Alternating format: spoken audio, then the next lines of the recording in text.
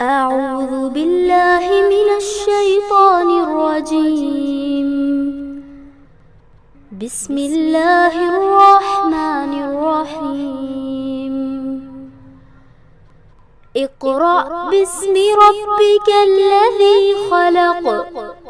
خلق الإنسان من علق. اقرأ وربك الأكرم. الذي علم بالقلم. علم الإنسان ما لم يعلم. السلام علیکم ورحمۃ اللہ وبرکاتہ. رب اشرح لی صدری ویسر لی امری واحلل عقدۃ من لسانی یفقہوا قولی. رب یسر ولا تعسر وتمم بالخیر. اللہم انفعنا بما علمتنا وعلمنا ما ينفعنا وزدنا علما. السلام علیکم ورحمۃ اللہ. پیاری بہنوں، آج ہم سورہ نساء کا 11واں رکوع پڑھیں گے اور شروع کرتے ہیں. تمام تعریفیں اللہ رب العالمین کے لیے ہیں اور ہمارے نبی محمد صلی اللہ علیہ وسلم پر ہزاروں درود و سلام. یہ سورہ نساء کی آیت نمبر 77. علم تری الی الذین، کیا تم نے نہیں دیکھا ان کی طرف، قیل لہم، جب ان سے کہا جاتا ہے کفوا ایدیکم، تم روک لو اپنے ہاتھوں کو، واقیموا الصلاۃ، اور نماز قائم کرو، وآتوا الزکاۃ، اور زکوٰۃ ادا کرو. فلما کتب علیہم القتال، اور جب فرض کر دیا گیا ان کے اوپر یہ قتال یعنی کہ وہ جہاد یا جنگ، اور جب ان کے اوپر جہاد جو ہے لڑنا اور ان کے اوپر فرض کر دیا گیا، تو اذا فریق منہم، تو ان میں سے ایک فریق جو ہے، یخشون الناس، یخشون الناس یعنی ڈرتے ہیں، ناسا یعنی لوگوں سے، ڈرتے ہیں لوگوں سے، کخشیت اللہ، جیسے کہ اللہ کا ڈر ہو، او اشد خشیہ، یا اس سے بھی زیادہ، اللہ کے ڈر سے بھی زیادہ ڈر ان کو لگتا ہے. وقالو، اور وہ کہتے ہیں ربنا، اے ہمارے رب، لما کتبت علینا القتال، تو وہ کہتے ہیں کہ اے ہمارے رب، تو نے کیوں فرض کر دیا ہم پر قتال یعنی جہاد کو، تو نے ہمارے اوپر فرض کیوں کر دیا. لولا اخرتنا الی اجل قریب، تو تم نے ہمارے، اللہ تعالیٰ سے کرتے ہیں کہ تو نے ہمارے اوپر جہاد کیوں فرض کر دیا، اور وہ یہ کہتے ہیں کہ ہمیں کیوں نہیں، لولا اخرتنا یعنی کیوں نہیں ہمیں مہلت دی، کیوں نہیں ہمیں تھوڑا وقت دیا، ڈھیل دی، الی اجل قریب، تھوڑی اور دیر تک ہمیں کیوں نہیں مہلت دے دی.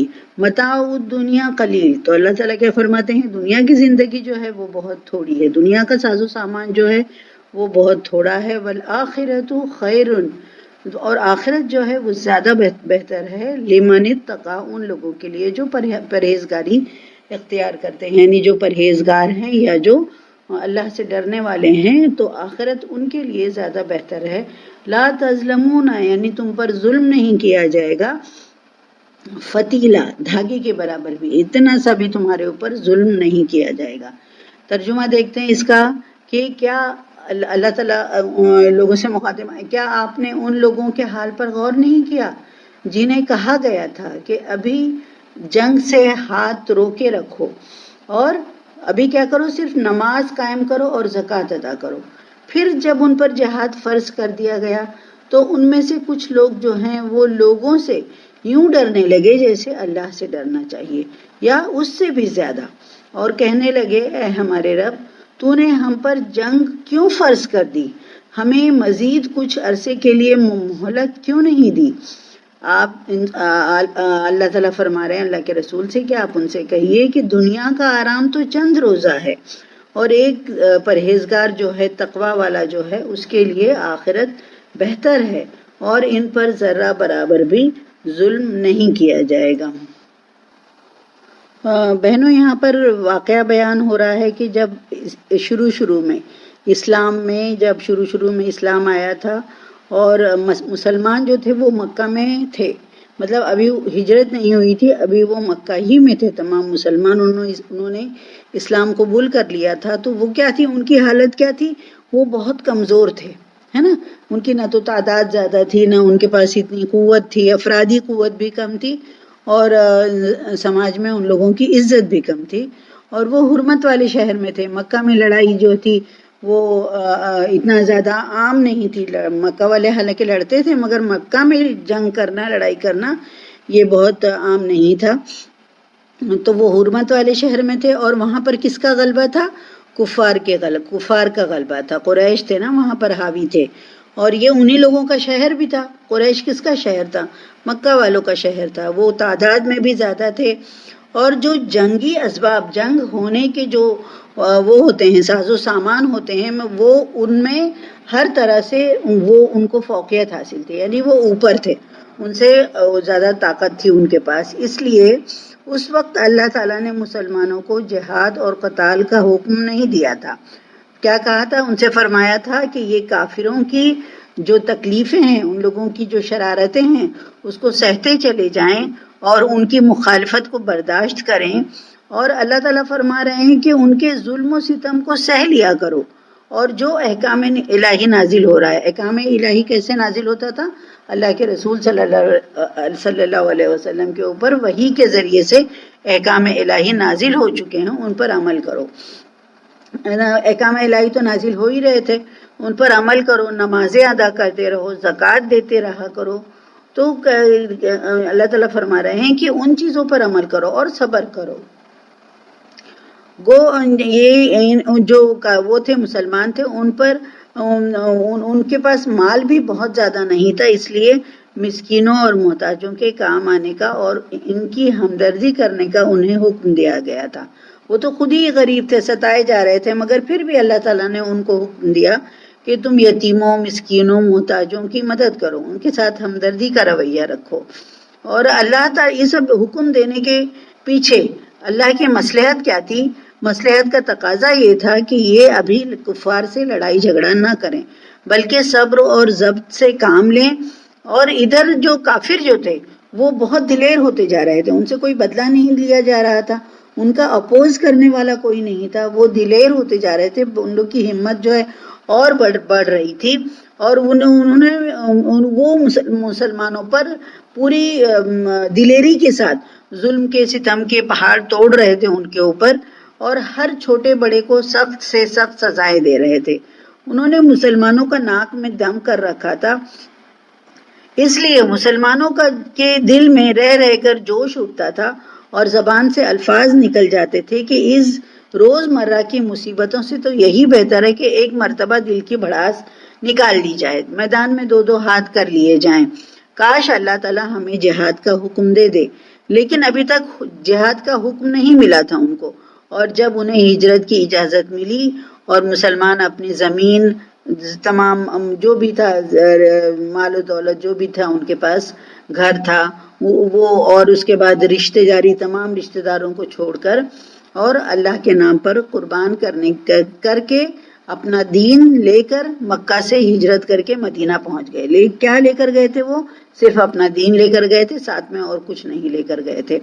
وہ مدینہ چلے گئے، اور یہاں انہیں اللہ تعالیٰ نے ہر طرح کی سہولت دی، وہ ان کے لیے امن کی جگہ تھی، سکون سے وہ اپنے اسلام پر، اپنے ایمان پر وہ لوگ عمل کر سکتے تھے، وہ ان کے لیے بہت سکون تھا، اور ان کی مدد کے لیے اللہ تعالیٰ نے انصار جو تھے، مدینہ کے جو رہنے والے لوگ تھے، وہ ان کو دیے، وہ ان کی مدد کے لیے ہر وقت کھڑے رہتے تھے، اور ان کی تعداد جو ہے وہ بڑھ گئی تھی، یعنی مدینہ کے جو مسلمان تھے انہوں نے تو ان کو بہت اچھی طرح سے ویلکم کیا، ان کو انصار کا لقب اسی وجہ سے ملا تھا نا کہ انہوں نے ہر لمحہ وہ مسلمانوں کی مدد کرنے کے لیے تیار تھے۔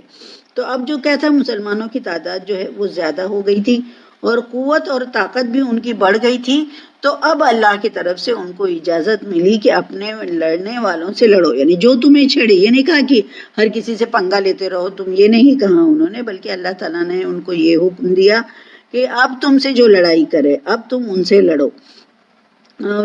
تو اب جو ہے اللہ تعالیٰ کی طرف سے ان کو لڑائی کا حکم مل گیا تھا. اور اب جب یہ ہوا، لوگوں کا یہ نیچر ہے انسان کا کہ جب جہاد کا حکم مل گیا ان کو، جیسے ہی جہاد کا حکم آیا تو لوگ جو ہے وہ سٹپٹا گئے، ڈر گئے، خوفزدہ ہو گئے، اور جہاد کے تصور کر کے میدان میں قتل کیے جانے کے تصور سے، پھر یہ تصور بھی تھا ان کو، ان کے ذہن میں کہ ہم مر جائیں گے تو ہمارے بیوی بچوں کا جو ہے کیا ہوگا، بچے جو ہے وہ یتیم ہو جائیں گے. یہ ساری چیزیں ان کی نظروں کے سامنے آ گئیں اور وہ گھبراہٹ اٹھی ان کو ہونے لگی، اور وہ کہہ اٹھے کہ الہی اے اللہ، ابھی سے جہاد کیوں فرض کر دیا، کچھ تو مہلت دی ہوتی. یعنی مکہ میں تو ستائے جا رہے تھے، وہاں مدینہ میں جب سکون میسر ہوا تو جہاد فرض ہو گیا. تو ان کا یہ شکوہ تھا کہ اللہ تھوڑی تو مہلت دی ہوتی، اللہ تعالیٰ ابھی سے کیوں نے جہاد جو ہے وہ فرض کر دیا. اور بھی صورتوں میں یہ جو شکوہ ہے ان کا یہ نازل ہوا ہے. مطلب یہ ہے کہ وہ لوگ یہ کہتے تھے کہ جب کوئی سورہ اتاری جاتی اللہ تعالیٰ کی طرف سے اور اس میں جہاد کا ذکر ہوتا تو یہ جو کمزور دل والے مسلمان تھے اور وہ چیخ اٹھتے تھے اور وہ اپنی آنکھیں جو ہیں وہ ڈر کے بند کر لیتے تھے اور یہ کہتے تھے کہ ابھی ہمیں تھوڑی اور مہلت کیوں نہیں دی. وہ اس طرح سے اللہ تعالیٰ سے شکوہ کرتے تھے. حضرت عبد الرحمن بن عوف رضی اللہ تعالیٰ عنہ اور آپ کے ساتھی، یہ آیت کن حالات میں نازل ہوئی اس کے بارے میں یہاں ذکر ہو رہا ہے کہ وہ ان کے ساتھی جو تھے وہ مکہ میں اللہ کے رسول صلی اللہ علیہ وسلم کے پاس آتے ہیں اور کہتے ہیں کہ اے نبی، اے اللہ کے رسول، ہم کفر کی حالت میں تھے تو ہم عزت والے تھے، لوگ ہماری عزت کرتے تھے، کم سے کم لڑائی جھگڑا تو نہیں کرتے تھے، اور آج اسلام کی حالت میں ہم ذلیل سمجھے جانے لگے ہیں. یعنی جو ہے کفار کی اتنی جرأت ہو گئی ہے کہ وہ ہمیں ذلیل کرتے ہیں، تو آپ ہمیں مقابلے کی اجازت کیوں نہیں دیتے؟ لیکن آپ نے جواب دیا کہ مجھے اللہ کا حکم یہی ہے کہ ہم درگزر کریں، ابھی ان سے لڑائی جھگڑا نہ کریں، کافروں سے جنگ نہ کریں. پھر جب مدینہ کی طرف ہجرت کی اجازت ہوئی اور یہاں جہاد کے مطلب ہجرت کرنے کے بعد جہاد کے احکام نازل ہوئے تو لوگ جو ہے وہ ہچکچانے لگے. تو اس پر یہ آیت اتری کہ جب اجازت تھی تب یہ لوگ چاہتے تھے جنگ کرنا، اور جب اللہ تعالیٰ نے وہ دی جاؤ اب اجازت ہے لڑو، تو یہ لوگ جو ہے ہچکچانے لگے. بہنوں، یہ جو ایسا نہیں تھا کہ وہ جو مسلمان جو ہوئے تھے، ایک تو وہ لوگ نیا انہوں نے اسلام قبول کیا تھا اور ابھی جو ہے اسلام ان کے دل میں پختہ نہیں ہوا تھا، اور ایسی کوئی بات نہیں تھی کہ وہ اللہ تعالیٰ کے حکم سے بغاوت کرنا چاہتے تھے یا اللہ تعالیٰ کے حکم کی خلاف ورزی کرنا چاہتے تھے، بلکہ یہ تھا کہ ابھی وقت ان کی پوری طرح سے تربیت نہیں ہوئی تھی. ابھی وہ لوگ نئے انہوں نے اسلام قبول کیا تھا تو اسلام ان کے دلوں میں پوری طرح سے اترا نہیں تھا، ابھی وہ لوگ تربیت کے دور سے گزر رہے تھے. اس لیے جب اس طرح کا حکم نازل ہوا تو وہ جو ہے وہ ڈرنے لگے. وہ کہتے ہیں کہ ایک صحابی فرماتے ہیں کہ صرف زکوٰۃ اور نماز کا حکم ہی تھا تو تمنائیں کرتے تھے کہ جہاد فرض ہو، اور جب جہاد فرض ہو گیا، جہاد فرض کا یہ نازل ہوا، حکم نازل ہوا، تو کمزور دل لوگ جو ہے وہ انسانوں سے ڈرنے لگے. وہ انسانوں سے ایسے ڈر رہے تھے جیسے اللہ سے ڈرنا چاہیے، بلکہ اس سے بھی زیادہ، اور کہنے لگے اے ہمارے رب، تو نے ہم پر جہاد کیوں فرض کر دیا؟ کیوں ہمیں اپنے موت آنے تک وقت سے صحیح فائدہ اٹھانے نہیں دیا؟ تو اللہ تعالیٰ انہیں جواب دیتے ہیں کہ دنیاوی فائدہ جو ہے وہ بالکل پائیدار نہیں ہے، وہ ہمیشہ رہنے والا نہیں ہے، وہ تو بس وقتی ہے. دنیاوی فائدہ جو ہے وہ وقتی ہے اور بہت کم ہے.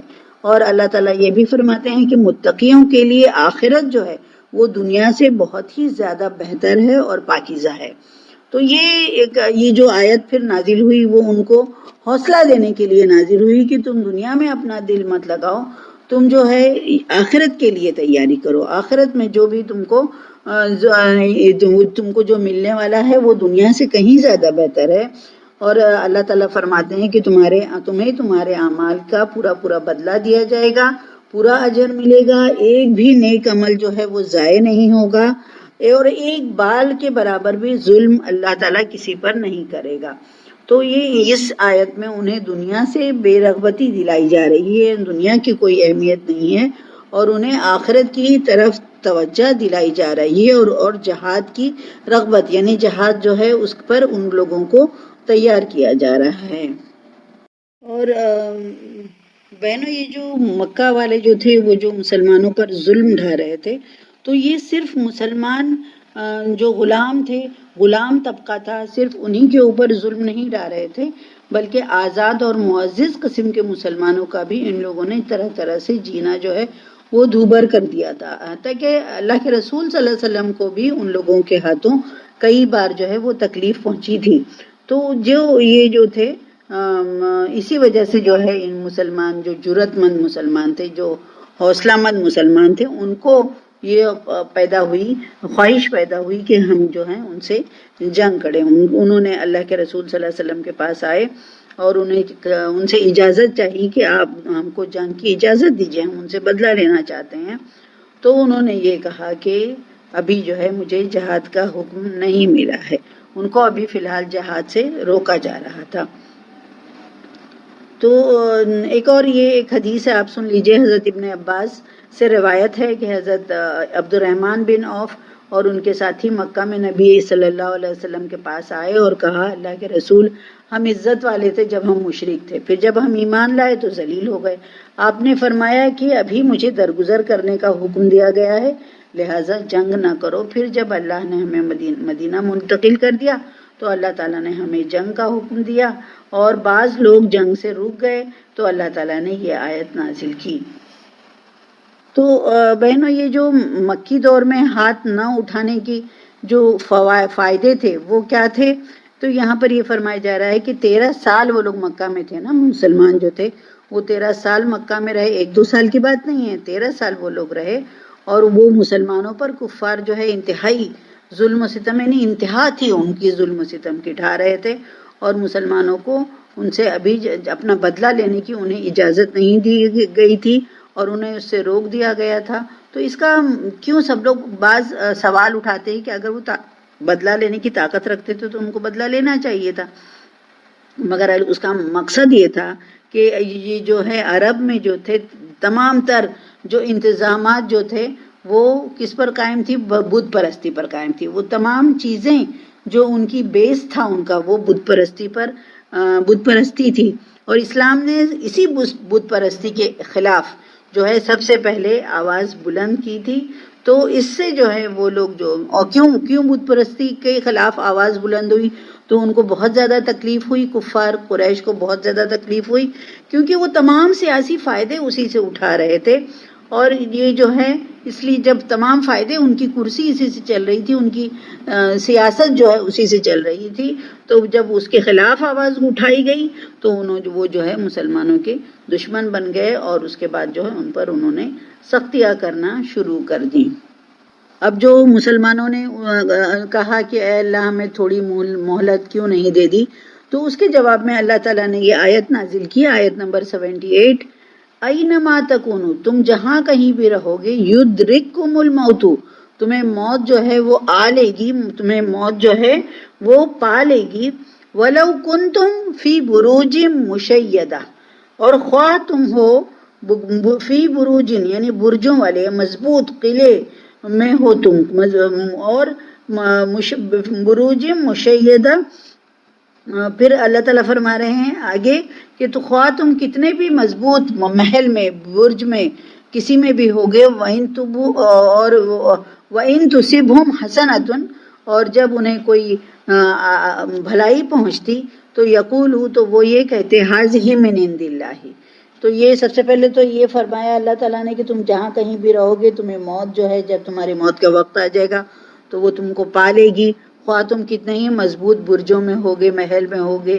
اور پھر وہ یہ بھی کہتے تھے کہ حاضی من عند اللہ، نہیں وَإِن تُصِبْهُمْ حَسَنَةٌ، اور جب انہیں کوئی بھلائی پہنچتی یقولو حاذہ من عند اللہ، تو وہ یہ کہتے کہ یہ اللہ کے پاس سے ہے. وَإِن تُصِبْهُمْ سَيِّئَةٌ، اور جب انہیں کوئی تکلیف پہنچتی، برائی پہنچتی، یقولو حاذہ من عندک، تو وہ اللہ کے رسول صلی اللہ علیہ وسلم سے یہ فرماتے تھے کہ یہ آپ کی طرف سے ہے. قُلْ كُلٌّ مِّنْ عِندِ اللَّهِ، اللہ تعالیٰ فرما رہے ہیں کہ کہہ دو ان سے کہ تمام چیزیں اچھائی یا برائی جو بھی پہنچتی ہے وہ اللہ تعالیٰ کی طرف سے ہے. فَمَا لِي هَٰؤُلَاءِ الْقَوْمِ، کیا ہو گیا ہے یہ قوم کو، اللہ تعالیٰ فرما رہے ہیں کہ تو کیا ہوا ہے اس قوم کو، لا یکادون حدیثا، لا یکادون یفقہون حدیثا، یہ قوم کو کیا ہو گیا ہے کہ وہ کوئی بات جو ہے وہ سمجھتے ہی نہیں ہیں. تو یہاں پر یہ فرمایا جا رہا ہے کہ جہاں کہیں بھی تم ہو موت تمہیں آ لے گی، جہاد سے ڈرنے کی ضرورت نہیں ہے. انہیں کہا گیا ہے کہ جہاں کہیں بھی تم ہو وہ موت تمہیں آ ہی جائے گی، خواہ تم مضبوط قلعوں میں محفوظ ہو جاؤ. یعنی موت، اور یہاں پر یہ بتایا جا رہا ہے کہ موت اپنے وقت پر آئے گی اور آ کے رہے گی. اور یہ ایک ایسی حقیقت ہے جس کا مسلمان کوئی کافر بھی اس کا انکار نہیں کرتا ہے. تو یہاں پر یہ جو چیز بتائی جا رہی ہے اس کا مقصد یہ ہے کہ اگر کمزور دل مسلمان اس حقیقت کو ہر وقت اپنے آنکھوں کے سامنے رکھیں کہ موت تو ہے اپنے وقت پر آئے گی، تو لڑائی سے ڈرنے کی کوئی وجہ ہی نہیں ہے ان کے پاس، کیونکہ موت کا وقت تو مقرر ہے اور جگہ بھی مقرر ہے. لہذا اگر وہ کسی کا بھی مقدر ہو چکی ہے، یعنی اس کا وقت آ چکا ہے، تو وہ گھر پر بھی بیٹھا رہے گا تو موت اسے آ لے گی، موت اس کو یقیناً آ کر رہے گی. اور اگر کسی کی زندگی باقی ہے ابھی تو پھر میدان جنگ میں بھی یقیناً موت نہیں آئے گی. اور یہ جو ہے اس کا جو مطلب یہ ہوا تھا نا کہ جنگ احد میں شکست دیکھ کر یہ جو منافقین سے مخاطب کر کے کہا جا رہا ہے، بعض مفسرین کا یہ کہنا ہے کہ وہ یہ اپنے جب جنگ احد میں شکست ہو گئی مسلمانوں کو تو وہ یہ کہتے تھے منافقین، وہ خود تو جاتے نہیں تھے، لوگوں کو بھی روکتے تھے، اور اس کے بعد یہ ان کو یہ کہہ کر ان کو یہ آر دلاتے تھے کہ اگر تم ہماری بات مان لیتے اور تم لڑائی میں نہ جاتے تو اتنے سارے لوگ جو مارے گئے ہیں وہ نہ مارے جاتے. اسی مطلب یہ یہاں پر اللہ تعالیٰ یہی فرما رہے ہیں کہ موت تو آ کر رہنی ہے. ایک جو جیسے موت کا وقت مقرر ہے تو اس میں ایک ابھی بات یہ بھی آتی ہے کہ حضرت خالد بن ولید جو تھے نا، انہوں نے بہت زیادہ جنگیں لڑی تھی اسلام کی حالت میں بھی. جب وہ اسلام انہوں نے قبول کیا تھا تبھی بھی، قبول کرنے کے بعد بھی انہوں نے بہت زیادہ جنگیں لڑی، اور جب وہ کفر میں کی حالت میں تھے، یعنی انہوں نے اسلام قبول نہیں کیا تھا، تبھی بھی انہوں نے بہت زیادہ جنگیں لڑی تھیں. اور وہ کہتے ہیں کہ جب ان کی موت جو ہے وہ میدان جنگ میں نہیں ہوئی تھی، بلکہ وہ بستر مرگ پر اپنے گھر میں بستر پر ان کا انتقال ہوا تھا. جب ان کا انتقال ہو رہا تھا تو وہ فرماتے ہیں کہ قسم اللہ کی کہ میں نے 20 لڑائیاں لڑیں اور سینکڑوں میں نے جنگوں میں حصہ لیا، اور بہت ہمت کے ساتھ، حوصلے کے ساتھ میں نے جہاد کیا. مطلب یہ نہیں کہ چھپ چھپ کے پیچھے کھڑے ہو جاتے تھے، آگے بڑھ بڑھ کر انہوں نے جہاد کیا. اور وہ کہتے تھے کہ آؤ دیکھ لو، میرے جسم کا کوئی عضو، کوئی حصہ ایسا نہیں پاؤ گے جہاں کوئی نہ کوئی تیر کا، نیزے کا، برچھے کا، تلوار کا یا ہتھیار کا نشان نہ ہو. لیکن کیونکہ میری میدان جنگ میں موت نہیں لکھی تھی، اب دیکھو میں اپنے بستر پر اپنی موت مر رہا ہوں. اور یہ تو جو لوگ وہ یہ بھی کہتے تھے کہ جو لڑائی سے جی چرانے والے لوگ ہیں وہ لوگ میری ذات سے سبق لیں، یعنی موت ان کے قسمت میں میدان جنگ میں نہیں لکھی تھی. انتقال کہاں ہوا ان کا؟ بستر مرگ پر ہوا، اور انہوں نے تمام جنگوں میں حصہ لیا تھا، بہت ساری جنگوں میں انہوں نے حصہ لیا تھا. پھر اس آیت کا اگلا حصہ دیکھیے، وَإِن تُصِبْهُمْ حَسَنَةٌ، جب انہیں کوئی بھلائی پہنچتی تھی تو وہ یہ کہتے تھے یقولوا هَذِهِ مِنْ عِنْدِ اللَّهِ، یہ اللہ کی طرف سے ہے. اور وَإِن تُصِبْهُمْ سَيِّئَةٌ، اور جب انہیں کوئی تکلیف پہنچتی تو یہ کہتے تھے کہ یہ اللہ کے رسول کی طرف سے ہے، یہ آپ کی وجہ سے آئی ہے. قُلْ كُلٌّ مِّنْ عِنْدِ اللَّهِ، آپ کہہ دو تمام جو ہے مصیبتیں، اچھائیاں، بھلائیاں تمام جو ہیں وہ اللہ تعالیٰ کی طرف سے آتے ہیں. فَمَا لِهَٰؤُلَاءِ، کیا ہوا ہے اس کو، هَٰؤُلَاءِ الْقَوْمِ، اس قوم کو کیا ہوا ہے، لَا يَكَادُونَ يَفْقَهُونَ حَدِيثًا، یہ کوئی بات نہیں سمجھتے ہیں، کوئی بات بھی ان کی سمجھ میں نہیں آتی ہے. تو یہ وہ لوگ کا یہ کہنا تھا کہ جب بھی ان کی طرف کوئی اچھائی آتی یا انہیں مال غنیمت ملتا تو وہ مصیبت کو جو ہے وہ اللہ کے رسول کی طرف منسوب کرتے تھے. اور تو یہ کون کرتا تھا؟ منافق کرتے تھے. اور یہود جو ہے وہ کہتے تھے اگر انہیں کوئی راحت کا سکون کا لمحہ جو ہے انہیں میسر آتا اور انہیں خوشی نصیب ہوتی، کیسی خوشی؟ جیسے ان کا غلہ زیادہ ہوتا کھیتی میں یا جنگ میں مال میں ان کے مال غنیمت ہاتھ آتا، تو وہ کیا کہتے تھے؟ اسے اللہ کی طرف منسوب کرتے تھے کہ یہ کہتے تھے کہ یہ اللہ کا فضل و کرم ہے اور کہ ہمیں جو ہے اتنا سارا فائدہ پہنچا ہے. حالانکہ دیکھیے ایمان ان کے دل میں نہیں تھا، وہ صرف لوگوں کو دکھانے کے لیے وہ اس طرح کی باتیں کرتے تھے. بھلائیوں کو اللہ تعالیٰ کی طرف منسوب کرنا جو ہے وہ صرف اوپر سے کرتے تھے، حالانکہ دل میں تو وہ مسلمان نہیں ہوئے تھے، اللہ کی عزت بھی ان کے دلوں میں نہیں تھی، مگر جو ہے لوگوں کو دکھانے کے لیے وہ یہ بات کہتے تھے کہ یہ اللہ کی طرف سے ہے، اللہ کی طرف منسوب کرتے تھے. اور اگر انہیں کوئی دکھ یا مصیبت پہنچتی تھی تو وہ کس پر الزام لگاتے تھے؟ اللہ کے رسول صلی اللہ علیہ وسلم پر الزام لگاتے تھے اور یہ شکوہ کرتے تھے کہ یہ تمام جو ہے یہ آپ کی جو تدبیر جو ہے وہ آپ نے غلط تدبیر کی تھی، جنگ میں آپ کی جو پلاننگ تھی وہ غلط تھی اور آپ کی غلطی کی سزا جو ہے وہ ہم کو بھگتنا پڑ رہا ہے. جیسے جو جنگ احد میں اللہ کے رسول صلی اللہ علیہ وسلم نے وہ درے کے پاس کچھ لوگوں کو کھڑا کیا تھا کہ تم لوگ یہاں سے ہٹنا مت، اگر تمہیں خبر بھی پہنچے کہ اللہ کے رسول کا انتقال ہو گیا ہے تو بھی تم یہاں سے مت ہٹنا. مگر جب ان لوگوں نے دیکھا کہ لوگ مال غنیمت لے رہے ہیں تو وہ جو ہے بھاگ گئے، وہ جگہ چھوڑ دیا انہوں نے اور وہ بھاگ گئے. پھر کفار نے اسی جگہ سے حملہ کیا اور مسلمان جو ہے جیتی ہوئی جنگ جو ہے وہ ہار گئے. تو یہ لوگ جو اللہ کے رسول صلی اللہ علیہ وسلم کو طرح طرح سے ذمہ دار سمجھاتے تھے، سمجھتے تھے، بلیم کرتے تھے اور وہ کہتے تھے کہ آپ کی وجہ سے ہم کو جنگ احد میں شکست سے دوچار ہونا پڑا. اور اپنے آپ کو وہ لوگ ہر چیز سے وہ سمجھ لیتے تھے کہ ہمارے اوپر تو کوئی ذمہ داری نہیں ہے. اس طرح کی باتیں وہ لوگ کہتے تھے. سارا بلیم جو ہے وہ اللہ کے رسول صلی اللہ علیہ وسلم کے پاس جو ہے وہ ڈال دیتے تھے اور یہ بھی کہتے تھے کہ اگر آپ اچھی پلاننگ کرتے، اچھے سے سیٹنگ کرتے تو پھر جو ہے کہ اچھے سے پھر ہم جنگ جیت سکتے تھے. تو یہ جو اس طرح کی باتیں وہ لوگ کرتے تھے. کون؟ کفار، منافق. حالانکہ دیکھیے ان کو یہ سمجھنا چاہیے تھا کہ جو اگر فتح ہوتی تو وہ آپ اللہ کے رسول صلی اللہ علیہ وسلم کی بہترین پلاننگ اور اللہ کے رسول صلی اللہ علیہ وسلم کی برکت سے ہوتی.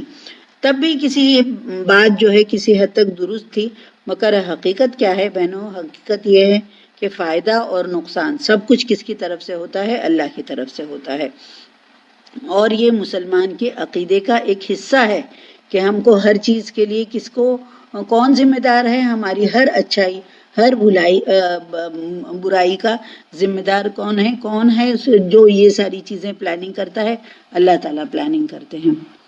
تو یہ چیز جو ہے کہ مطلب اچھائی یا برائی یہ اللہ تعالیٰ کی طرف سے ہوتی ہے. سورہ صافات میں اللہ تعالیٰ فرماتے ہیں کہ اللہ ہی نے تمہیں پیدا کیا ہے، واللہ خلقکم، اللہ ہی نے تمہیں پیدا کیا ہے، وما تعملون، اور اگر ان اعمال کو بھی، یعنی تم کو بھی اللہ تعالیٰ نے پیدا کیا ہے اور ان اعمال کو بھی جو تم کرتے ہو وہ اللہ تعالیٰ ہی کا لکھا ہوا ہے، اللہ تعالیٰ ہی کا فیصلہ ہے.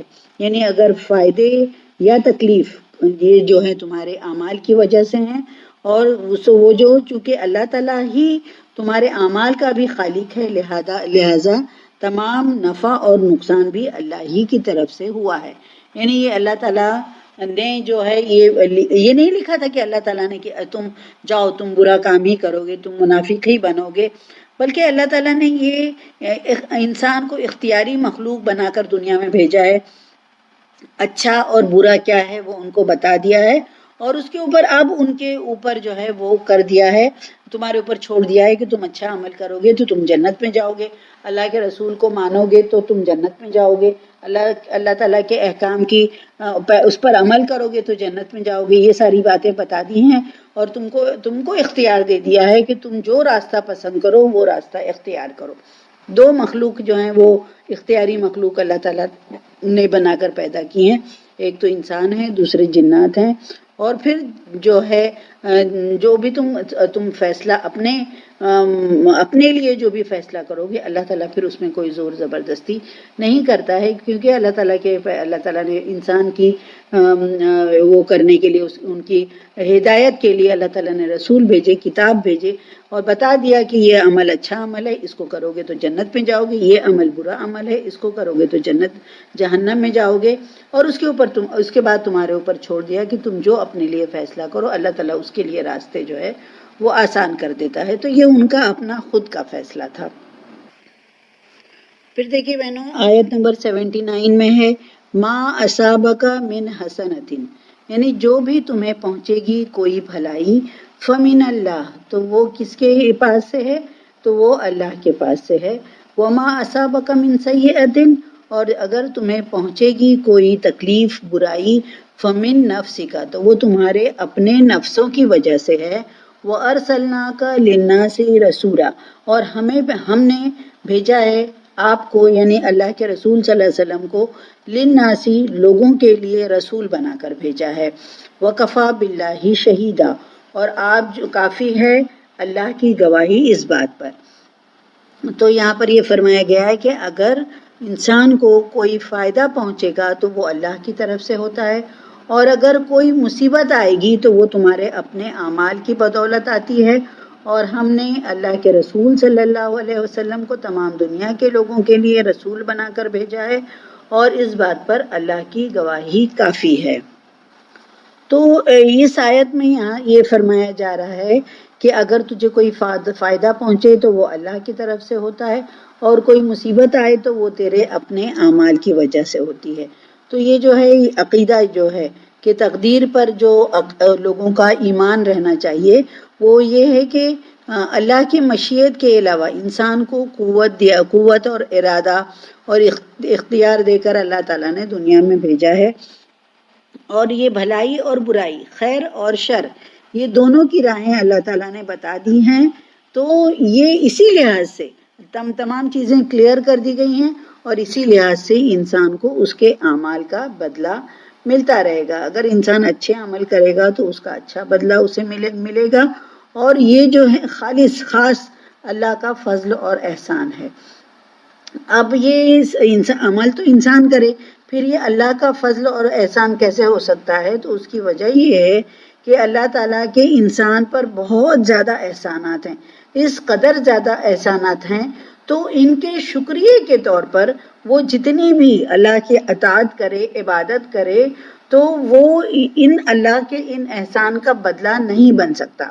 اب اگر اللہ تعالیٰ جو ہے انسان کے نیک عمل کی، اس کی عبادت کی، اس کے اطاعت کا اگر اللہ تعالیٰ اسے جزا بھی عطا فرمائے گا تو یہ جو ہے کیا ہوگا؟ اللہ تعالیٰ کا فضل اور احسان ہوگا۔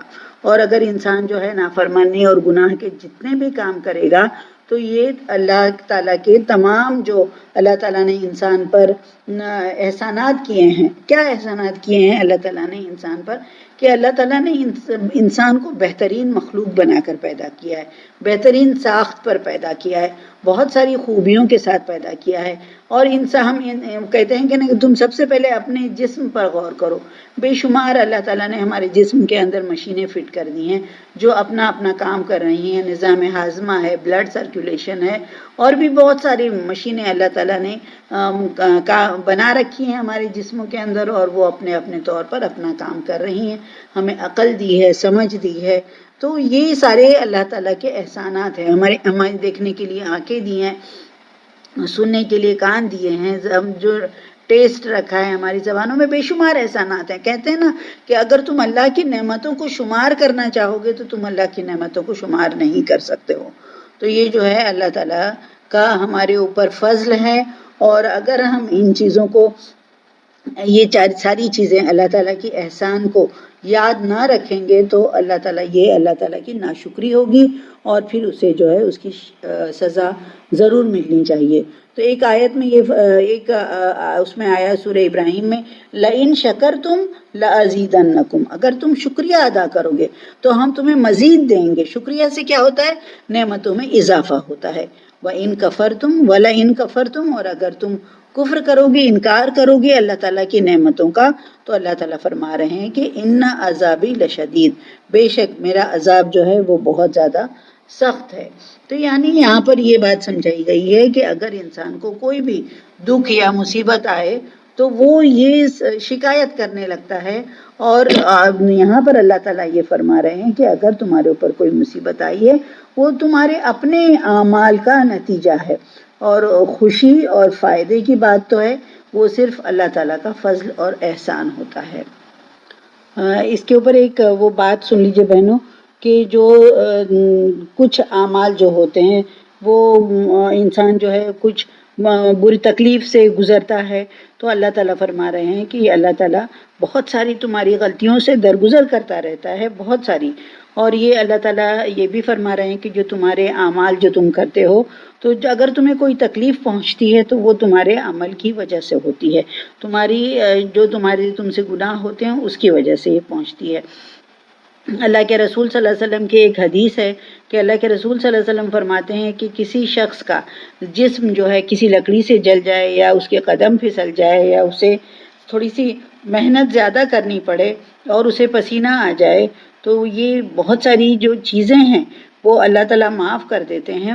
اس کے بدلے میں جو ہے اللہ تعالیٰ اس کے بہت سارے گناہ جو ہے وہ معاف کر دیتے ہیں. اللہ کے رسول صلی اللہ علیہ وسلم فرماتے ہیں کہ اس کی قسم جس کے ہاتھ میں میری جان ہے کہ اگر ایمان والوں کو رنج اور غم یا جو بھی تکلیف مصیبت پہنچتی ہے یہاں تک کہ اگر اسے ایک کانٹا بھی چبھ جاتا ہے تو اس کی وجہ سے اللہ تعالیٰ اس کے گناہوں کا کفارہ کر دیتا ہے. یعنی یہ جو وہ تکلیف اس سے گناہ جو ہے وہ اس کے جھڑ جاتے ہیں. پھر یہ اس آیت کا اگلا حصہ دیکھتے ہیں کہ اللہ تعالیٰ فرما رہے ہیں کہ ہم نے اللہ کے رسول کو سب لوگوں کے لیے رسول بنا کر بھیجا ہے اور اس بات پر اللہ کی گواہی جو ہے وہ کافی ہے. تو یہاں سب لوگوں کی طرف یعنی صرف اللہ کے رسول صلی اللہ علیہ وسلم جب تک زندہ تھے دور نبوی اسی تک کی بات نہیں آ رہی ہے، بلکہ یہاں یہ فرما بلکہ عربوں کی بات نہیں آ رہی ہے، بلکہ یہ ساری دنیا کے لوگوں کے لیے اللہ کے رسول صلی اللہ علیہ وسلم کو پیغمبر بنا کر بھیجا گیا ہے. قیامت تک جتنی بھی قومیں آئیں گی دنیا میں، جتنے بھی لوگ آئیں گے دنیا میں، تمام لوگوں کے رسول کون ہیں؟ محمد صلی اللہ علیہ وسلم ان کے رسول ہیں. اور اس کے بعد قیامت تک کے لیے آپ کے رسالت کی بات جو ہے وہ ہم کو اور کوئی نبی اب نہیں آئے گا. اب کون ہے؟ اللہ کے رسول صلی اللہ علیہ وسلم ہی ہمارے لیے ہدایت کے لیے کافی ہیں. آج تو ہمارے درمیان محمد صلی اللہ علیہ وسلم نہیں ہے تو آج ہم ان کو ہدایت کیسے ملے گی؟ دور نبوی کی بات تو کریں گے جب ان کے درمیان محمد صلی اللہ علیہ وسلم موجود تھے. تو مگر یہ دیکھیے اللہ کے رسول صلی اللہ علیہ وسلم کی وہ حدیث یاد رکھیں کہ میں تمہارے درمیان دو چیزیں چھوڑ کر جا رہا ہوں. ایک قرآن ہے، قرآن اللہ کی رسی ہے، اس کا ایک حصہ جو ہے وہ ایک سرا جو ہے وہ اس کا اللہ کے ہاتھ میں ہے، دوسرا انسانوں کے لیے ہے. وہ جو اس کو مضبوطی سے تھام لے گا وہ بھٹکنے نہیں پائے گا. تو ایک ہماری ہدایت کے لیے کیا ہے؟ قرآن ہے. اور دوسری چیز جو ہماری ہدایت کے لیے چھوڑ کر جا رہے ہیں وہ اللہ کے رسول صلی اللہ علیہ وسلم کی سنت ہے. اللہ کے رسول صلی اللہ علیہ وسلم نے جن طریقے پر اپنی زندگی گزاری تھی وہ طریقہ جو ہے حدیث کی صورت میں آج ہمارے پاس موجود ہے. اور ہم کو کیا کرنا ہے؟ قرآن کو بھی فالو کرنا ہے، قرآن کے احکام کو بھی فالو کرنا ہے، اور اللہ کے رسول صلی اللہ علیہ وسلم نے جن چیزوں پر عمل کر کے دکھا دیا ہے ہم کو اس پر بھی عمل کرنا ہے. ہماری ہدایت کے لیے دو چیزیں، یعنی صرف ہماری نہیں، قیامت تک کے لوگوں کے لیے یہ چیزیں جو ہیں ان کے لیے اللہ کے رسول کی ہدایت کے لیے چھوڑ کر گئے ہیں. آیت نمبر 80 دیکھتے ہیں. من یطیع الرسول، جو اطاعت کرے گا، جو فالو کرے گا، جو احکام مانے گا رسول کا، فقط اطاع اللہ، تو تحقیق کے کیا ہوا کہ اس نے اللہ کی اطاعت کی. ومن تولا، اور جو پھر گیا، جس نے نافرمانی کی، فما ارسلناک علیہم حفیظا، تو ہم نے آپ کو ان پر نگہبان بنا کر نہیں بھیجا ہے. کیا فرمایا جا رہا ہے اس آیت میں کہ جس نے بھی رسول کی اطاعت کی، رسول کے احکام کو مانا، رسول کی بات کو مانا، تو اس نے اللہ کی اطاعت کی. اور جس نے اس سے منہ موڑا تو اللہ تعالیٰ فرما رہے ہیں کہ ہم نے آپ کو ان پر نگہبان بنا کر نہیں بھیجا ہے. تو جو اللہ کے احکام جو ہے وہ نازل کیے گئے، اللہ کے رسول صلی اللہ علیہ وسلم نے ان احکام پر عمل کر کے دکھایا، اس کا عملی نمونہ اللہ کے رسول نے لوگوں کے سامنے پیش کیا، اور اللہ کے احکام کی حکمت اور جو ہے یعنی صرف اس پر عمل کر کے نہیں دکھایا، اس کے پیچھے حکمت کیا ہے، اور یہ ساری چیزیں جو ہے وہ اللہ کے رسول صلی اللہ علیہ وسلم نے لوگوں کے سامنے واضح کر دی، بتا دیا. تو یہاں پر اللہ رسول کی اتباع جو کرے گا وہ انڈائریکٹلی وہ اللہ کی اتباع کرے گا، اللہ کی اطاعت کرے گا. رسول کی بات ماننا اللہ کی بات ماننا ہے. اور اگر کوئی اللہ کے رسول صلی اللہ علیہ وسلم کے احکام سے اعراض کرتا ہے یا اسے دل سے نہیں قبول کرتا ہے بلکہ اسے وہ مطلب جبراً اس کو قبول کرنا پڑتا ہے، تو وہ جو ہے اس کو جبراً اگر کوئی نہیں کرتا ہے، اگر کوئی انکار کرتا ہے تو زبردستی اس کو احکام پر عمل کرنے کے لیے تیار کرنا اللہ کے رسول صلی اللہ علیہ وسلم کا کام نہیں ہے، کیونکہ اللہ تعالیٰ نے یہاں پر فرما دیا ہے کہ ہم نے ان پر آپ کو نگہبان بنا کر نہیں بھیجا ہے. اس آیت میں یہ فرما رہے ہیں کہ اللہ تعالیٰ کا ارشاد ہے کہ میرے بندے یعنی محمد صلی اللہ علیہ وسلم کا اطاعت گزار، یعنی ان کے بات ماننے والا صحیح معنی میں میرا اطاعت گزار ہے، میری بات مانتا ہے. اور جو اللہ کے رسول صلی اللہ علیہ وسلم کی احکام کی نافرمانی کرتا ہے وہ میرا نافرمان ہے. یعنی اللہ تعالیٰ اسے اپنی طرف منسوب کرتے ہیں اور یہ کہتے ہیں کہ اللہ کے رسول صلی اللہ علیہ وسلم کا فرما بردار میرا فرما بردار، اللہ کے رسول کا نافرمان میرا نافرمان. اس لیے کیونکہ آپ صلی اللہ علیہ وسلم اپنی طرف سے کچھ نہیں کہتے، جو کچھ بھی اللہ کے رسول کہتے ہیں وہ وہی باتیں کہتے ہیں جو اللہ کی طرف سے ان کی طرف وحی کی جاتی ہے. اور تو یہی وہ بات ہے کہ اللہ تعالیٰ نے یہ کہا ہے کہ میرا نافرمان، اللہ کے رسول کا نافرمان میرا نافرمان، اور جو اللہ کے رسول صلی اللہ علیہ وسلم کی فرما برداری کرے گا وہ میرا فرما برداری کرے گا. پھر اللہ تعالیٰ یہ بھی فرما رہے ہیں کہ جو اللہ کے رسول صلی اللہ علیہ وسلم کی بات نہیں مانے گا، منہ موڑ کر بیٹھ جائے گا، تو نبی صلی اللہ علیہ وسلم کو تسلی دے رہے ہیں کہ اس کا گناہ آپ پر نہیں ہوگا، آپ کے ذمے تو صرف پہنچا دینا ہے. ذمہ داری کیا ہے اللہ کے رسول صلی اللہ علیہ وسلم کی؟ کہ لوگوں تک پہنچا دینا، بس آپ کا اتنا ہی کام ہے، یہیں تک ہے. اور اللہ تعالیٰ فرما رہے ہیں کہ اگر لوگ خوش نصیب ہوں گے، نیک نصیب ہوں گے، تو وہ آپ کی بات کو مان لیں گے اور وہ ان کو نجات حاصل ہوگی اور ان کو اس کا اجر ملے گا. اور اس کے بعد یہ اللہ تعالیٰ فرما رہے ہیں کہ اور جو نہیں مانے گا اور نہیں عمل کرے گا تو وہ نقصان اٹھائے گا، وہ بد نصیب ہوگا. تو وہ جو ہے اپنے بوجھ سے خود وہ مرے گا، اس کا گناہ جو ہے اللہ کے رسول صلی اللہ علیہ وسلم پر نہیں ہوگا، کیونکہ اللہ کے رسول صلی اللہ علیہ وسلم نے لوگوں کو سمجھانے میں، سیدھا راستہ دکھانے میں کوئی کمی نہیں کی ہے. اور یعنی یہ بھی حدیث میں آتا ہے کہ اللہ اور اس کے رسول کی اطاعت کرنے والا وہی ہدایت پانے والا ہے، اور اللہ کے رسول کا نافرمان جو ہے وہ اپنے آپ کو نقصان پہنچانے والا ہے. تو یعنی کہ ہم کو کیا کرنا ہے، جو بھی ہم کو اللہ کے یہ رسول سنت میں اور اللہ کے قرآن میں ہمیں کوئی فرق نہیں کرنا ہے، بلکہ یہ تمام چیزیں جو ہیں وہ اللہ کی طرف سے ہیں. پھر آگے دیکھتے ہیں آیت نمبر 81. وَيَقُولُونَ، اور وہ کہتے ہیں طاعتن، یعنی ہم نے حکم مانا، جو آپ نے کہا وہ حکم ہم نے مانا. فَإِذَا بَرَزُوا مِنْ عِنْدِكَ، اور جب وہ باہر جاتے ہیں آپ کے پاس سے، اللہ کے رسول کے پاس سے، بَيَّتَ طَائِفَةٌ مِّنْهُمْ، رات کو وہ کیا کرتے ہیں، مشورہ کرتے ہیں. ایک گروہ جو ہے، ان میں سے تمام لوگ ایسے نہیں ہیں، بلکہ ایک گروہ جو ہے وہ بیٹھتا ہے اور وہ آپس میں مشورہ کرتے ہیں. طَائِفَةٌ مِّنْهُمْ غَيْرَ الَّذِي تَقُولُ، تو وہ یہ کیا کہتے ہیں، اللہ کے رسول صلی اللہ علیہ وسلم جو باتیں کہتے تھے اس کے خلاف وہ لوگ آپس میں مشورہ کرتے ہیں. وَاللَّهُ يَكْتُبُ مَا يُبَيِّتُونَ، اور اللہ جو ہے وہ لکھ لیتا ہے جو وہ رات کو مشورے کرتے ہیں. فَعَارِضْ عَنْهُمْ، بس ان سے درگزر کریں. وَتَوَكَّلْ عَلَى اللَّهِ، اور اللہ پر توکل کریں. وَكَفَى بِاللَّهِ وَكِيلًا، اور اللہ جو ہے وہ کارساز ہے، وہ کافی ہے اللہ اور وہ کارساز ہے. یعنی یہاں پر جو منافقین کا ذکر ہو رہا ہے کہ وہ اللہ کے رسول صلی اللہ علیہ وسلم کے سامنے جب ہوتے ہیں تو وہ کہتے ہیں کہ ہم نے اطاعت کی، جو بات آپ کہہ رہے ہیں ہم نے مان لیا. اور لیکن جب وہ آپ کے یہاں سے چلے جاتے ہیں تو ان میں سے کچھ لوگ جو ہیں وہ رات کو جمع ہوتے ہیں اور آپ کی باتیں جو آپ نے ان کو سمجھائی اس کے خلاف وہ لوگ آپس میں مشورہ کرتے ہیں اور جو وہ مشورہ کرتے ہیں، جو وہ میٹنگ کرتے ہیں، جو وہ باتیں کرتے ہیں، تو اللہ جو ہے انہیں لکھ رہا ہے. لہٰذا ان کی پرواہ نہ کیجیے اور اللہ پر بھروسہ رکھیے. اللہ بھروسہ کرنے کے لیے کافی ہے.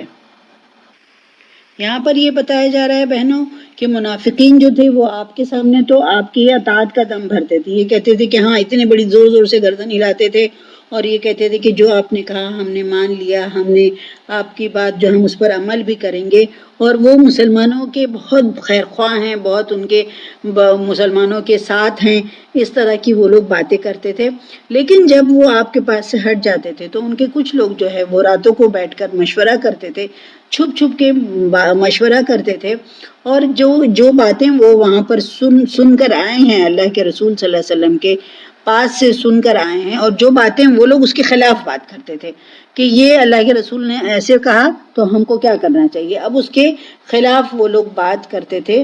جب اللہ کے رسول صلی اللہ علیہ وسلم کے پاس ہوتے تو ان کا رویہ الگ ہی ہوتا تھا، اور وہ جب وہ اللہ کے رسول صلی اللہ علیہ وسلم کے پاس سے آ جاتے تھے تو ان کی سوچ اور ان کا سوچنے کا انداز جو ہے وہ بالکل بدل جاتا تھا. اور یہ سوچتے تھے، وہ لوگ یہ پلاننگ کرتے تھے کہ مسلمانوں کو نقصان کیسے پہنچایا جائے تاکہ جو ہے مسلمانوں کی قوت میں اضافہ نہ ہو، بلکہ مسلمان جو ہیں وہ کمزور ہو جائیں، اور ان سے پیچھا کس طرح سے چھڑایا جا سکتا ہے یہ باتیں وہ یہ کرتے تھے کہ انہیں مدینہ سے نکال دیا جائے. اور اس لیے جو ہے یہود یعنی منافقین جو تھے یہود کے ساتھ، یہودیوں کے ساتھ مل کر بیٹھتے تھے، مشورہ کرتے تھے، آپس میں پلاننگ کرتے تھے. تو اللہ تعالیٰ فرما رہے ہیں کہ جو بھی وہ پلاننگ کر رہے ہیں، جو بھی ان کی ناپاک سازشیں ہیں، تو مسلمانوں سے بھی اور اللہ کے رسول صلی اللہ علیہ وسلم سے بھی اللہ تعالیٰ فرما رہے ہیں کہ ان کی بالکل پرواہ نہ کیجیے، صرف اللہ پر بھروسہ رکھیے. اللہ تعالیٰ جو ہے وہ خود ان سے نپٹ لے گا. پھر آگے کی آیت دیکھتے ہیں، آیت نمبر 82. افلا یتدبرون القرآن، کیا یہ قرآن پر تدبر نہیں کرتے؟ تدبر یعنی غور و فکر نہیں کرتے. کیا وہ قرآن پر غور و فکر نہیں کرتے؟ ولو کانا، اور اگر وہ ہوتا من عند غیر اللہ، اگر قرآن جو اللہ کے علاوہ کسی اور کی طرف سے ہوتا، لوجدوا فیہ، تو تم ضرور پاتے اس میں اختلافاً کثیرا، بہت سارے اختلافات تم اس کے اندر پاتے. تو یہاں پر اللہ تعالیٰ فرما رہے ہیں کہ کیا یہ لوگ قرآن میں غور و فکر نہیں کرتے؟ اگر یہ قرآن اللہ کے علاوہ کسی اور کی طرف سے ہوتا تو اس میں وہ لوگ بہت سارے اختلافات پاتے. تو یعنی منافقین کی جن باتوں پر انہیں اللہ تعالیٰ نے تنبیہ کی گئی تھی وہ یہ تھی کہ وہ قرآن کو، یہ قرآن جو ہے وہ اللہ تعالیٰ کی طرف سے نازل شدہ کتاب ہے، یہ اس کو مانتے نہیں تھے. اس میں ان لوگوں کو شک تھا. تو اس آیت میں اس شک کو دور کرنے کی یہ ایک دلیل پیش کی گئی ہے کہ جو یہ ہے کہ دلیل کہ انسان کی حالت یہ ہے کہ اگر یہ انسان اگر یہ قرآن جو ہے وہ کسی انسان کا نازل کیا ہوا ہوتا تو انسان کے مختلف سٹیجز کا یہاں پر ذکر کیا گیا ہے کہ انسان جو ہے وہ بچپن میں اس کی عقل جو ہے بہت کمزور ہوتی ہے، جوانی میں وہ بہت ترقی کر جاتا ہے، اور جب اس کی اور تھوڑی سی ایج ہوتی ہے تو اس کی جب عمر اس کی پختہ ہوتی ہے تو اس کی عقل بھی پختہ ہو جاتی ہے. اور ان تینوں جو سٹیجز ہیں، بچپن، جوانی، بڑھاپا، اس میں جو ہے جب وہ باتیں جس طرح کی باتیں وہ کرتا ہے اس میں بہت فرق ہوتا ہے، صاف فرق نظر آتا ہے. اب ہم لوگ عمر کے اس دور میں آ گئے ہیں تو ہم کو یہ بات سمجھانے میں زیادہ وقت نہیں لگے گا کہ بچپن میں ہماری سوچ کچھ اور ہوتی ہے، ہماری مطلب انسان کی، جوانی میں کچھ اور ہوتی ہے، بڑھاپے میں کچھ اور ہوتی ہے. یعنی اس کے نظریات جو ہیں وہ بدلتے رہتے ہیں، الگ الگ ہو جاتے ہیں. پھر یہ کہ انسان جو ہے کبھی کبھی سوسائٹی کا اثر رہتا ہے، ماحول کا اس کے اوپر اثر ہے، وہ قبول کر لیتا ہے، اس طرح کی باتیں کرتا ہے. کبھی کبھی انسان جو ہے غصے کی حالت میں ہوتا ہے اور اس کے غصے سے سب لوگ جو ہیں وہ ڈر جاتے ہیں. یعنی انسان جو ہے افراط اور تفریط کا شکار ہوتا ہے اور وہ اس کے ہر قسم کے جذبات جو ہے وہ اس سے انفلوئنس ہوتے ہیں، انسان کے سوچنے کے انداز پر اس کا اثر پڑتا ہے. تو اگر انسان یہ کلام کوئی لکھتا اگر انسان تو اس میں مختلف طریقے کے اختلافات جو ہے وہ پائے جاتے. اب اللہ تعالیٰ جو ہے اس کے کلام پر اگر نظر ڈالیں گے تو 23 سال میں یہ قرآن جو ہے وہ نازل کیا گیا ہے اور الگ الگ بیک گراؤنڈ میں نازل کیا گیا ہے اور بعد میں اس کو ترتیب دے کر ایک اس کا مجموعہ بنا دیا گیا ہے. تو اس میں 23 سال میں جو یہ قرآن نازل کیا گیا ہے تو اس پر غور و فکر کریں تو اس میں کوئی فرق نہیں ہے. اس کے جو لکھنے کا انداز ہے اس کے انداز میں کوئی فرق نہیں ہے. اور مطلب اگر جیسے کسی پر عتاب گناہ ہے اس کے اوپر وہ نازل کیا گیا ہے، اللہ تعالیٰ ناراض ہے ان سے، تو اللہ تعالیٰ سب کو تمام یہود کو اگر مان لیے یہود سے ناراض ہے یا کسی ایک قوم سے ناراض ہے یا کسی ایک گروہ سے ناراض ہے تو اللہ تعالیٰ ایک لاٹھی سے سب کو نہیں ہانکتا ہے، بلکہ اللہ تعالیٰ جو ہے جو نیک لوگ ہیں اچھے لوگ ہیں ان کو الگ کر دیتا ہے، چھانٹ دیتا ہے ان لوگوں کو، اور باقی لوگوں کو پھر اللہ تعالیٰ کا عذاب جو ہے غصہ جو ہے وہ نازل ہوتا ہے. تو جب یہ یہاں پر یہی فرمایا جا رہا ہے کہ افلا یتدبرون القرآن، کیا یہ قرآن پر غور و فکر نہیں کرتے ہیں؟ اور کہ یہ جو ہے اگر اس پر غور و فکر کریں گے تو صاف سمجھ میں آتا ہے، اسی نتیجے پر سب لوگ پہنچیں گے کہ یہ قرآن جو ہے وہ انسان کا کلام نہیں ہے، انسان نے اس کو نہیں لکھا ہے، یہ صرف اللہ تعالیٰ ہے جو اس کو نازل کرنے والا ہے. ایک مثال دی گئی ہے یہاں پر کہ اس میں ایک جو کہتے ہیں کہ قرآن میں سعید بن جبیر کہتے ہیں کہ ایک شخص ابن عباس رضی اللہ عنہ کے پاس آیا اور کہنے لگا کہ میں نے تو قرآن میں بہت ساری اختلاف کی باتیں پاتا ہوں میں. تو مثلا اس نے کہا کہ اس میں ایک آیت میں یہ کہا گیا ہے کہ قیامت کے دن ان میں کوئی رشتہ حائل نہ رہے گا اور وہ ایک دوسرے سے کچھ پوچھیں گے. سورہ مومنون کی یہ آیت ہے. اور ایک دوسرے مقام پر یہ کہا گیا ہے کہ ان میں سے کچھ ان کے سامنے آ کر ایک دوسرے سے سوال کریں گے. تو یہ قرآن میں یہ بھی کہا گیا ہے کہ وہ ایک دوسرے سے بات نہ کریں گے، پھر ایک جگہ یہ بھی کہا گیا ہے کہ وہ ایک دوسرے سے سوال کریں گے. تو یہ قرآن میں ایک ہی جگہ دو باتیں لکھی ہوئی ہیں. تو کہتے ہیں کہ جب یہ کہا گیا ہے کہ وہ ایک دوسرے سے بات نہ کریں گے، جو کہتے ہیں کہ جب پہلی بار سور پھونکا جائے گا اور آسمان اور زمین والے سب بے ہوش ہو جائیں گے، اس وقت ان کے درمیان کوئی رشتہ نہ رہے گا اور وہ ان کو اتنا ہوش بھی نہیں رہے گا کہ وہ ایک دوسرے سے کچھ سوال کریں. اور جب دوسری آیات نازل ہوئی تھی تو جس میں ایک دوسرے سے سوال کرنے کا ذکر ہے، تو یہ جب دوسری بار سور پھونکا جائے گا تو وہ لوگ کریں گے نا، ہم کتنے دن رہے دنیا میں، ہم ایک دن رہے یا دن کا کچھ حصہ رہے، اس طرح کی باتیں جو ہیں جب دوسری بار سور پھونکا جائے گا، جب وہ اللہ کے حضور جو ہے ابھی بھاگیں گے، دوڑ پیش کیے جائیں گے، تو اس طرح کے وہ سوالات جو ہے کریں گے. مطلب مختلف اوقات میں یہ جو ہے اس میں یہ مختلف پس منظر تھا یہ آیات کا نازل کرنے کا. ایک ہی جیسے حالات نہیں تھے، الگ الگ حالات تھے. ان میں اگر آیت میں کچھ کبھی ایک آیت میں کچھ اور بات کہی گئی ہے، دوسری آیت میں کچھ اور بات کہی گئی ہے، تو اس کا پس منظر جو تھا وہ الگ تھا. آیت نمبر 83 وَإِذَا جَاءَهُمْ أَمْرٌ، اور جب آتی ہے ان کے پاس کوئی خبر، من الامن، امن کی خبر آتی ہے، او الخوف، یا خوف کی خبر آتی ہے، اذاعوا بہ، تو وہ اس کو مشہور کر دیتے ہیں. اور وَلَوْ رُدُّوهُ إِلَى الرَّسُولِ، اگر وہ اسے لے جاتے پہنچاتے رسول کی طرف، وَإِلَى أُولِي الْأَمْرِ، یا اپنے حکام کی طرف اس کو لے کر جاتے، اپنے بڑے لوگوں کی طرف اس کو لے جاتے، لَعَلِمَهُ الَّذِينَ، تو وہ اسے کیا کر لیتے، وہ اس کو جان لیتے، يَسْتَنبِطُونَهُ مِنْهُمْ، تو وہ اس کو جان لیتے اور تحقیق کر لیتے اس کی جو بھی خبر ان کے پاس آئی ہے.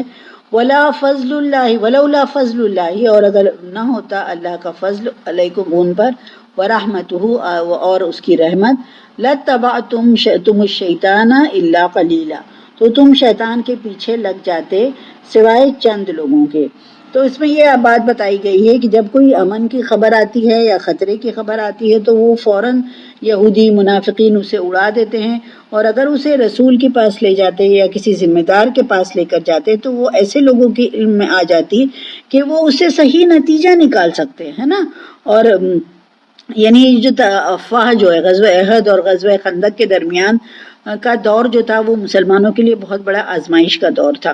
اور غزوہ احد میں ایک دفعہ مسلمانوں کی شکست کی وجہ سے یہودی مشرک قریش مکہ اور قبائل جو تھے عرب کے قبیلے جو تھے وہ سب جو ہے اسلام دشمن طاقتوں کے ان کے حوصلے اتنے بڑھ گئے تھے کہ وہ مدینہ پر ہر طرف سے ایک جو ہے ہنگامی صورتحال جو وہ رہتی تھی، یعنی ان کے اوپر ہر وقت جنگ کا خوف رہتا تھا، اور وہ خوف سے جو اسلام کے دشمن تھے وہ بہت فائدہ اٹھا رہے تھے.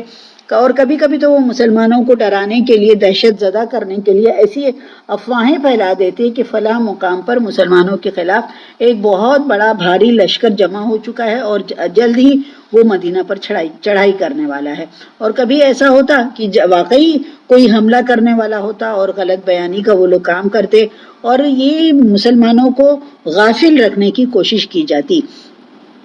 تو یہ کام صرف منافق یا یہودی نہیں کر رہے تھے، بلکہ تمام اسلام کے جو دشمن تھے وہ یہ کام کر رہے تھے، افواہوں کو پھیلانے میں بہت بڑھ چڑھ کر وہ حصہ لیتے تھے. تو یہاں مسلمانوں کو تنبیہ کی جا رہی ہے کہ وہ ایسی افواہوں میں ہرگز حصہ دار نہ بنے، اور اگر کوئی افواہ کی خبر ان کے پاس پہنچتی ہے تو وہ اللہ کے رسول صلی اللہ علیہ وسلم کو بتائیں یا اپنے جو حکام ہیں یا لیڈرز ہیں ان کے پاس لے کر جائیں، تاکہ وہ ان خبر کی تحقیق کریں اور پھر صحیح خبر جو ہے وہ نکل کر سامنے آ سکے. اور بہنوں یہ بات جو ہے صرف وہیں تک کے لیے اسی وقت کے لیے مخصوص نہیں تھی، بلکہ اس کا حکم جو ہے وہ عام ہے، اور ہر موقع پر افواہوں کے بارے میں یہی رویہ اختیار کرنا چاہیے، ہے نا. بہت جلدی لوگ جو ہیں، ایک اللہ کے رسول صلی اللہ علیہ وسلم کی حدیث ہے کہ آپ صلی اللہ علیہ وسلم نے فرمایا کہ کسی آدمی کے جھوٹا ہونے کی یہی دلیل کافی ہے کہ وہ ہر سنائی بات جو ہے وہ آگے بیان کر دے. کیا ہے آج کل واٹس ایپ میں کیا ہم لوگ تحقیق کرتے ہیں کہ یہ جو میسج آیا ہے یہ صحیح ہے یا غلط ہے؟ ہمارا کیا کام ہوتا ہے؟ بس ہم کو فارورڈ کرنا ہوتا ہے، بس یہی ہم کام کرتے ہیں. یہاں قرآن ہم کو کیا بتا رہا ہے کہ کوئی بھی بات پھیلانے سے پہلے اس کی تحقیق کر لیا کرو. ہم تحقیق کرتے ہیں؟ نہیں کرتے ہیں بہنوں. ہم کو ایسا کام جو ہے وہ نہیں کرنا چاہیے. تو اس آگے اللہ کے رسول اللہ تعالیٰ یہ فرما رہے ہیں کہ اللہ تعالیٰ تمہیں اگر ہدایت وقت پر نہ دیتا تو تم افواہ میں بہہ جاتے اور دنیاوی فائدہ بھی، دنیاوی نقصان بھی اٹھاتے اور دینی نقصان بھی اٹھاتے. تو یہ کیا ہے کہ یہ شیطان کی اطاعت ہے. خبروں کو بغیر وہ کیے، اس کی تحقیق کیے بنا آگے تک پھیلانا جو ہے وہ شیطان کی اطاعت ہے، اور جس سے طرح طرح کے فتنے رونما ہو سکتے ہیں. آگے آیت نمبر 84 میں ہے فقاتل فی سبیل اللہ، پس لڑیں اللہ کے راستے میں، لا تکلفوا الا نفسک، اللہ تعالیٰ جو ہے وہ مکلف نہیں ہے اپنے نفس کا. کوئی ہر انسان جو ہے اپنے نفس کے بارے میں ہی مکلف ہے، یعنی اسی کا جواب جو ہے وہ دے گا. وحرض المؤمنین، اور اللہ تعالیٰ فرما رہے ہیں کہ مومنوں کو آمادہ کریں. عسى اللہ ان یکف بأس الذین کفروا، اور عسى اللہ یعنی کہ قریب ہے کہ اللہ روک دے جنگ جو ہے، اللہ تعالیٰ روک دے الذین کفروا، جن لوگوں نے کفر کیا. واللہ، اور اللہ جو ہے اشد بأسا، شدید سخت ترین جنگ، اور اللہ کی جنگ جو ہے وہ سخت ترین جنگ ہے. واشد تنکیلا، اور اس کی جو ہے سب سے سخت جو ہے وہ اللہ کی سزا ہے. تو یہاں پر یہ فرمایا جا رہا ہے کہ آپ اللہ کی راہ میں جہاد کریں، آپ پر صرف آپ ہی کی ذمہ داری ہے، اور مسلمانوں کو جہاد کی رغبت دلائیے. ممکن ہے کہ اس طرح اللہ تعالیٰ کافروں کو لڑائی سے روک دے، اور اللہ کا زور بڑا زبردست ہے اور وہ انہیں سزا دینے میں بہت سخت ہے. یعنی آپ اللہ کے رسول صلی اللہ علیہ وسلم کو فرمایا جا رہا ہے کہ آپ ہر وقت اللہ کی راہ میں لڑنے کے لیے تیار رہیں، مسلمانوں کو بھی ترغیب دیتے رہیں، تو مسلمان یقیناً آپ کے ساتھ مل کر جہاد پر لڑنے کے لیے تیار ہو جائیں گے. تو اس کا اثر کیا ہوگا کہ دشمن آپ کے حرکات اور سکنات دیکھ کر وہ خود ہی لڑائی سے رک جائے گا. اور اگر ایسا نہ ہوا اور انہوں نے حملہ کرنے کی یا جنگ کرنے کی ٹھان ہی لی تو اللہ ان سے نبٹنے پر قادر ہے، اور اللہ تعالیٰ جو ہے انہیں خوب سزا دے گا. یعنی ہر وقت ہم کو جہاد کے لیے، مسلمانوں کو جہاد کے لیے تیار رہنا چاہیے. اس کی ترغیب جو ہے اللہ تعالیٰ فرما رہا ہے کہ مسلمانوں کو دلاتے رہیے. آگے آیت نمبر 85 میں دیکھتے ہیں من یشفع شفاعتن حسنتن، جو سفارش کرے گا نیک بات کی تو پھر یکن لہ نصیب منہا، تو ہوگا اس کے لیے اس میں اس کے لیے حصہ ہوگا. ومن یشفع شفاعتن سیئتن، اور جو سفارش کرے گا برائی کی یکن لہ کفل منہا، تو اللہ تعالیٰ فرما رہے ہیں کہ اس کا بوجھ جو ہے وہ اسی پر ہوگا. وکان اللہ علی کل شیء مقیتا، اور اللہ جو ہے وہ ہر چیز کی قدرت رکھنے والا ہے. تو یہاں پر یہ فرمایا جا رہا ہے کہ جو شخص بھلائی کی سفارش کرے گا تو اس میں سے اس کو حصہ ملے گا، اور جو برائی کی سفارش کرے گا تو اس میں سے وہ حصہ پائے گا، اور اللہ ہر چیز پر نظر رکھنے والا ہے. تو اس آیت میں اللہ تعالیٰ یہ فرما رہے ہیں کہ اچھی سفارش سے مراد یہ ہے کہ جو شخص مسلمانوں کو جہاد کی ترغیب دے گا اور اس کے جہاد میں اس کا بھی حصہ ہوگا، اور جو منافق جو ہیں وہ حوصلہ شکنی کرتے ہیں، جہاد سے روکتے ہیں، تو اس صورت میں اگر وہ کوئی انسان جہاد سے رک گیا ان کے بولنے کی وجہ سے تو اس کے گناہ میں ان کا بھی حصہ ہوگا. اس کے بارے میں ایک حدیث ہے بہنوں، دیکھیے کتنی اچھی حدیث ہے. حضرت ابو موسیٰ سے روایت ہے نبی اکرم صلی اللہ علیہ وسلم کے پاس جب کوئی سائل آتا، فقیر آتا، مانگنے والا آتا، یا آپ سے کسی چیز کا سوال کیا جاتا تو آپ صحابہ سے فرماتے کہ تم سفارش کرو اور اس کا تمہیں ثواب ملے گا، اور اللہ جو چاہتا ہے اسے نبی کی زبان سے جاری کرا دیتا ہے اور یا فیصلہ کرا دیتا ہے. تو اس میں یہ کہا گیا ہے کہ اگر کوئی مانگنے آتا ہے تو یہ اللہ کے رسول ڈائریکٹلی اس کو نہیں دے دیتے تھے، بلکہ کسی صحابہ سے کہتے تھے کہ تم مجھے بولو کہ اللہ کے رسول آپ اس کو پیسہ دے دیجئے، اللہ کے رسول آپ اس کی مدد کر دیجئے، اگر تم اس کی سفارش کرو گے تو اس نیک کام میں تمہارا بھی حصہ لگ جائے گا، ہے نا. تو ہم کو کیا اس میں بتایا گیا ہے کہ ہم کو لوگوں کو نیک بات بتانا ہے اور اچھی چیزوں پر ابھارنا ہے لوگوں کو.